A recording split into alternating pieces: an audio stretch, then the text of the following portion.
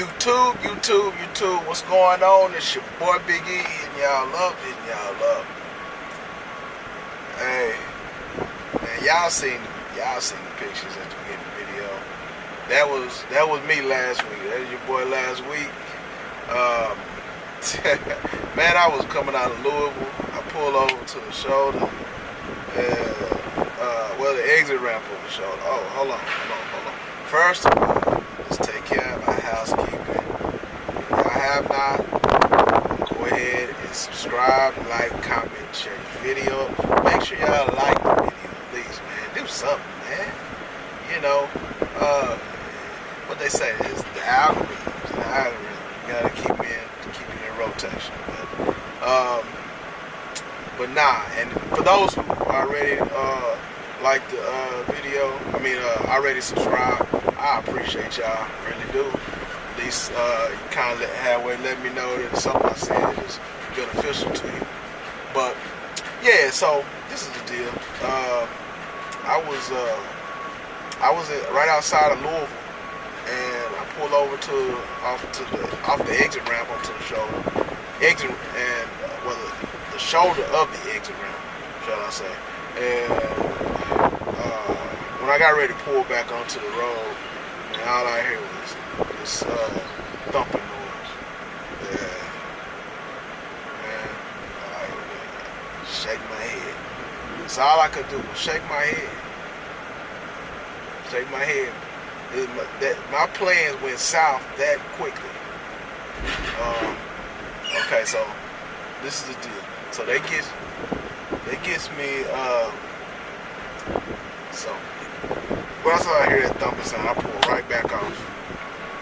Get out of the truck, go look, passenger side on the steer tire. Tread about that long, just flipping. And the thumping I'm hearing is it hitting up against the fender. So, by the way, we're getting unloaded. I'm here in Grapevine, Texas, and it's a live unload today, and I'm getting unloaded to this. That's what the rocking and rolling is about. So, check this out. So we noticed, or I noticed, on the GPS, I'm only a mile and a half away from the rest area. So I limped the truck up to the rest area, and I park in the rest area. And the reason why I did that, a lot of drivers would have said, well, you're on the shoulder of an exit ramp. But it was kind of a busy shoulder. Plus, the tire guy, I'm trying to give him as much room as possible to operate, because it's dangerous, when you got a whole bunch of cars at high speeds, and a lot of them getting onto the freeway, so they're speeding up, and just anything to kind of limit the to maximize the space. So get the tire changed, and I might add whole process took right at 2 hours, about 30 minutes or so for once I called in for them to figure out who they were going to dispatch out. They dispatched the tire guy out. He calls. They call me and tell me it's going to be about an hour. He should be here within an hour and a half. Okay. He calls me a few minutes after they call me and tell me he should be there within about 30, 45 minutes. He gets there in about 45 minutes. Took him about 20 minutes to change the tire. The guy knew what he was doing. He looked like he had a system going. He knew how quick with it, and got me fixed up. Man, he didn't get me back rolling, so I only had 3 hours left on my clock. Right? So,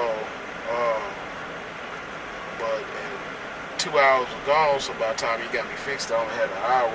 It didn't make no sense in trying to leave out of there to try to find anywhere to drive any farther. I wasn't gonna get far enough for it to matter anyway.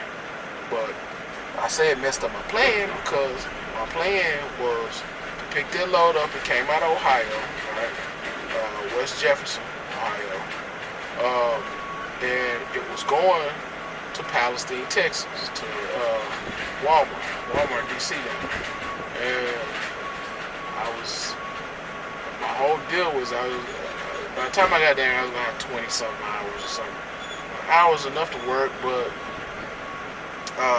I'm thinking ahead. So I'm thinking, well, man, let's just squeeze in a reset. That way I have a full clock on after I deliver this load. Because the load couldn't be delivered until Sunday. It had all day Sunday to be delivered, but it could not be delivered until after midnight on Saturday. So I could get down there before that, so I might as well try to squeeze in a reset. So my whole plan was to get home, maybe get by the house and spend Saturday at the house doing my reset. And then Sunday,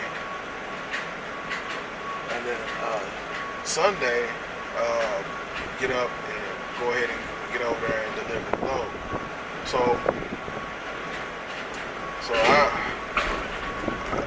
because of the flat tire, Dad threw all that to him. So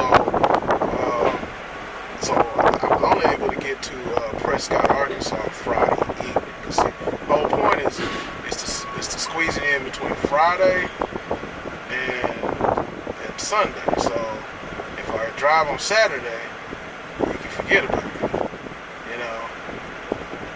So what I did was I drove as far as I could on Friday, which Prescott, Arkansas was as far as I could get to. Okay. Once I got to Prescott, I shut it down. I got back up Sunday morning, it's around 8, about 8, 9, took off. Well, I think it might have been a little early. It was around 8 when I took off. And drive the rest of the way. Get down to Palestine, I deliver in Palestine. Might I add, that load, all the loads that I do, and I'm going to go through them right quick, which got me 3,000 miles. Now, I'm not going to say that I average 3,000 miles, I get 3,000 miles every week.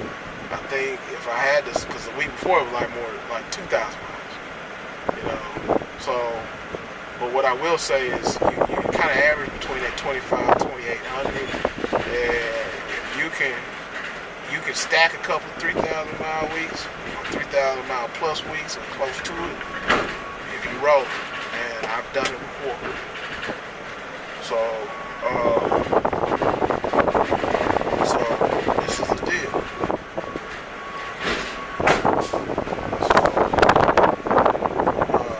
So what I end up doing is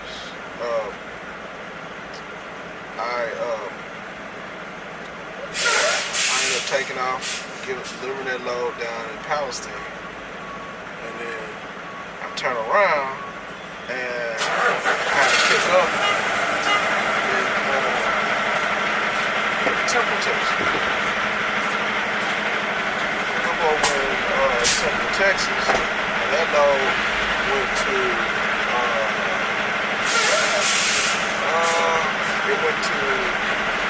Paul's Valley, Oklahoma. And I knew when they sent me Paul's Valley, because Saturday I saw a message that said to all drivers, and they made it well known that they were trying to get some help. They were trying to get some help. Sorry, I keep looking over there. We got two Estes drivers over there. I don't know what they got going on. Took a 30-minute break together or something. I don't know, two female Estes drivers.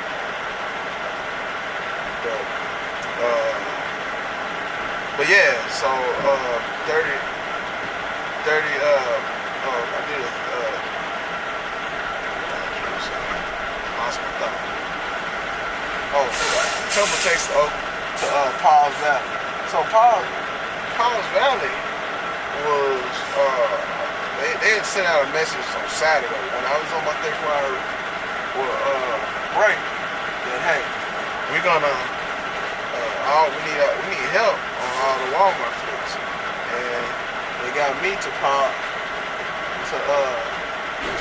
Valley. So I'm like, man, I kind of halfway knew what was about to happen, but they said it wasn't. So okay. Well, I said, all right, cool, whatever.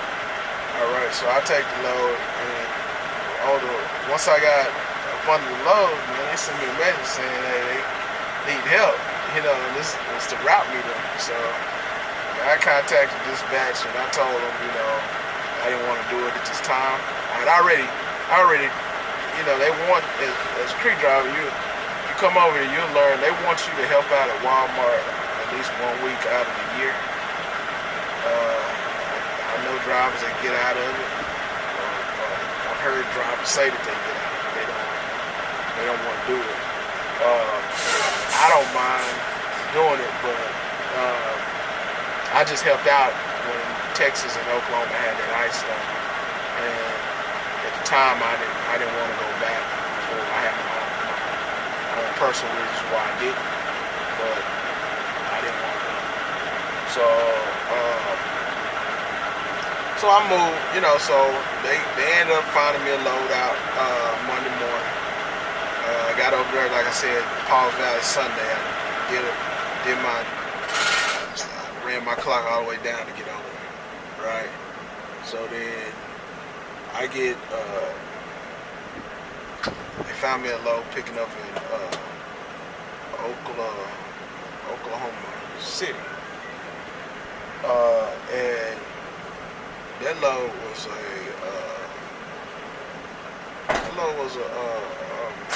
Hobby Lobby load. It had 2 stops, which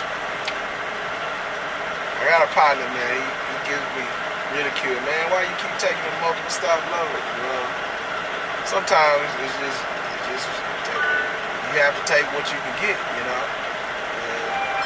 that one was an 800-mile run, had 2 stops, and it got me away from Walmart, and I knew because it's not a whole lot opening, but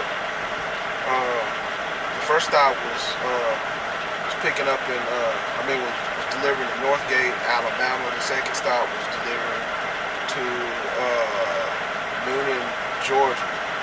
So the first stop I got over to Northgate on that Tuesday for a Wednesday delivery, and I spent the night in the parking lot. Yeah, I hung in. I spent the night in the parking lot, and I went to the grocery store. It was a grocery store next to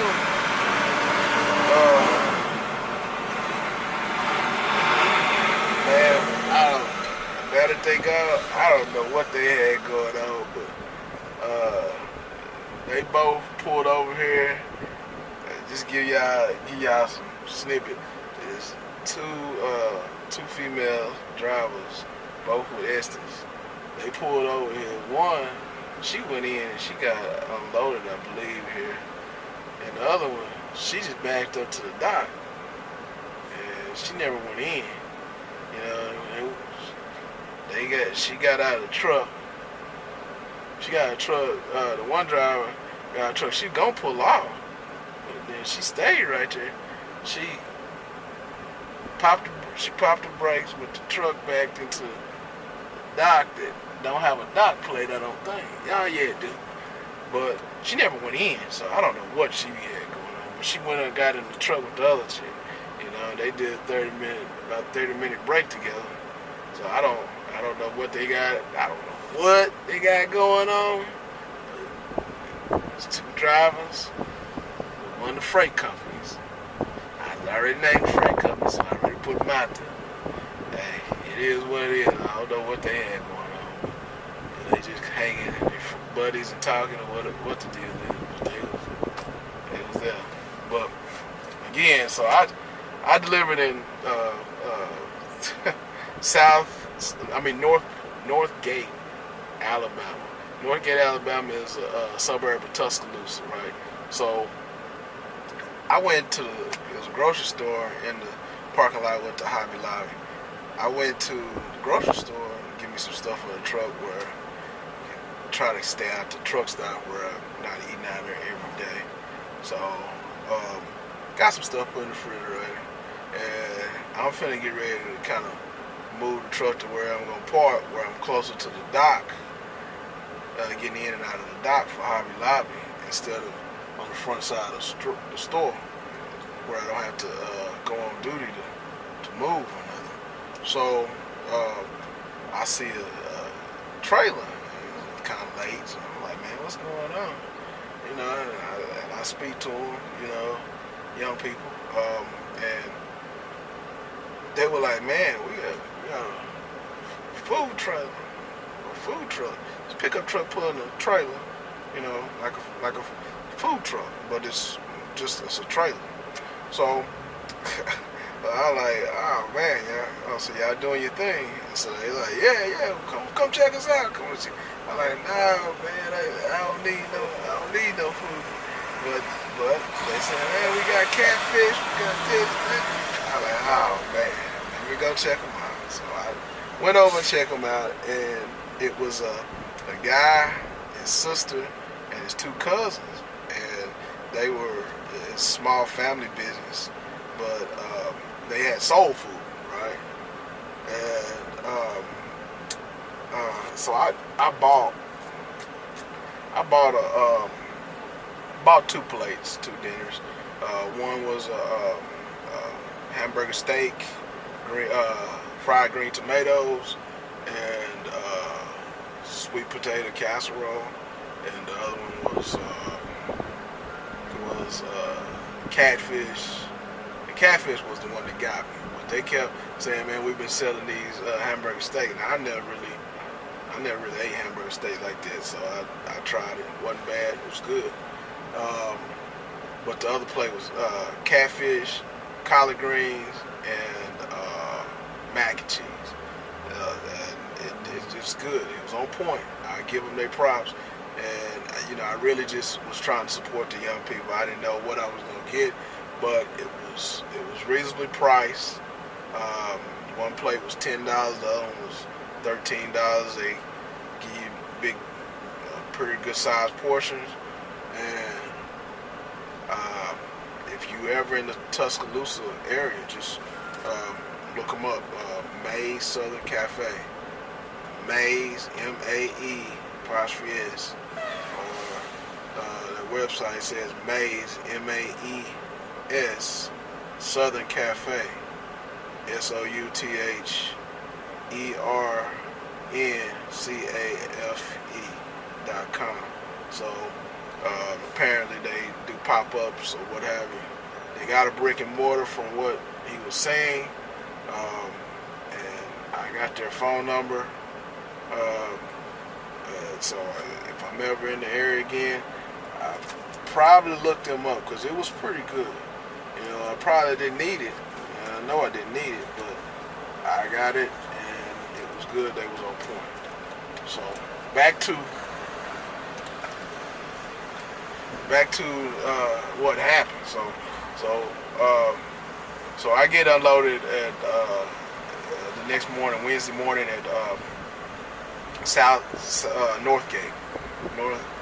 Northgate, Alabama. That afternoon, it's about almost 200 miles, about 180, 90 miles over to Noonan, Georgia. But it was on back roads, so it took a little bit long to get there, and it was traffic. But so that evening, I got unloaded over at Noonan, and I picked up the load that I'm on now. I picked it up over in Lotus Grove, Georgia, which both Noonan and Lotus Grove are suburbs of Atlanta. One is off of 85, I believe, and the other one's off of 75. And they're kind of on the back roads, on the state roads. But I I got unloaded. I picked up this load over there, and I headed down, here to Grapevine. So to calculate the miles, this load here had I think like a 50-something mile deadhead, and it's 800 and about 30 miles, something like that. So roughly about 900 miles, right? So 900, and then the load from Oklahoma City to with the stops, that was another 800 and some change, with about a 50-something mile deadhead. So that was roughly about 900 if I had to round. So we do them together is 1,800 miles.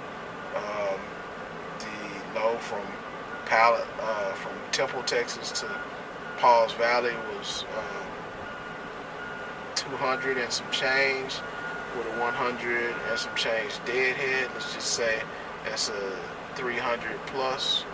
So 18, that's 20. It's roughly like 2,100 miles, right? And then the load from Ohio to Palestine was 1,000 miles. So that's how I got to 3,000 miles last week. Again, that's not every week. Some weeks you're gonna get 2,000 miles. Some weeks you might get 3,000 plus. Some weeks you might have a bad week and not get the 2,000. I mean, I've had that. So I'm here to give y'all the real, tell y'all what it is, and that's what it is. Overall, Crete is a good company for you drivers that have gotten your year of experience out of school or out of the company that pay for your training, but they don't pay or what have you. You might look in, or you got something else that you sit a lot, you wait for loads a lot. That doesn't happen very often here at Crete. And if you run into a situation, I mean, of course, in my other videos I said that you're only as good as your driver manager, asset manager, whatever. So if you do experience it here at Crete, then you need to talk to your asset manager, because it's their job to keep you moving. So I'm gonna wrap this thing up. So, but yeah. So the tire issue. So the week before the drive tire, well, the steer tire, like 2 weeks before, I had a drive tire. I was helping out with Lowe's, the Lowe's account, and I got to the last store on the Lowe's account, and it was right before I get ready to go home, and I'm swapping trailers, and I see that I'm missing tread on my drive tire. So, needless to say, at that point I had an empty trailer, so I pulled the empty trailer back to Lowe's, DC, right out, I think it's Mount Vernon, Texas, or Vernon, Texas, one of them.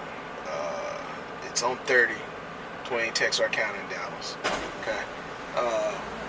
We pulled dedicated out of there, so I dropped off the dedicated trailer and was getting, because the dedicated trailer is a swing or a roll doors, and I was just getting a regular Crete swing door trailer. So I got me a regular trailer, and I went to the house, but then I went to the terminal and had them swap the tire out. So